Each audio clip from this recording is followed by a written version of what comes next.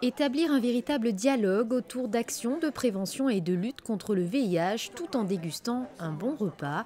Une opération mise en place depuis 2008 sur la base d'un projet dont l'initiative revient à une élève du lycée technique et hôtelier de Monte-Carlo lors d'un conseil de classe. Cette lycéenne a proposé à l'établissement d'organiser des déjeuners branchés. Voici 7 ans que le lycée technique hôtelier de Monaco a sollicité Phytets pour justement placer ces déjeuners branchés. Ce qui permet donc de réunir à chaque déjeuner une vingtaine d'élèves. Il y a 6 déjeuners branchés qui sont prévus dans l'année.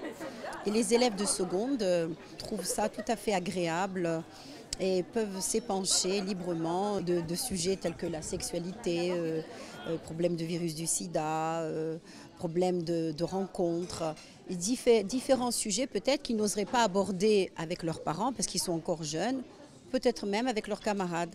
Donc là, si vous voulez, même s'ils s'expriment tout à fait librement, ils sont quand même guidés et coachés par des gens qui s'y connaissent. Ils ne sont pas dans une salle de classe, ils n'ont pas l'impression non plus d'être chez le médecin ou qu'on veut vraiment faire une inquisition sur leur vie privée.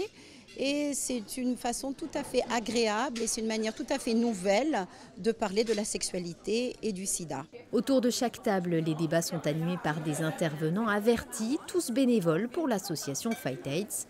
Le dialogue s'est donc instauré librement entre élèves et adultes formés à ce type d'échange. On est en train de faire un état des lieux des connaissances, des non-connaissances ou des fausses croyances, parce que c'est surtout ça qu'on cherche à repérer. Et puis après, on va mettre des situations en place pour, on va dire, imaginer des situations concrètes pour que ça soit parlant. Plus de 120 élèves de seconde du lycée technique et hôtelier peuvent participer à ces déjeuners tout au long de l'année.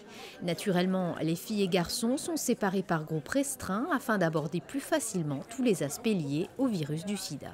Je pense que c'est intéressant parce que vu qu'on parle sur le VIH-Sida, ça peut nous informer et que dans certaines relations qu'on puisse avoir, ça nous apporte des informations qui peuvent être importantes pour nous pour plus tard. C'est plus simple que par exemple être assis à un bureau, c'est beaucoup plus simple parce que on rigole et on se sent plus libre. Et je pense que c'est très bien qu'au moins on peut se connaître mieux entre les élèves si on ne les connaissait pas avant. Et ça, c'est une nouvelle chose. Ça apporte des informations sur la protection et c'est important pour plus tard.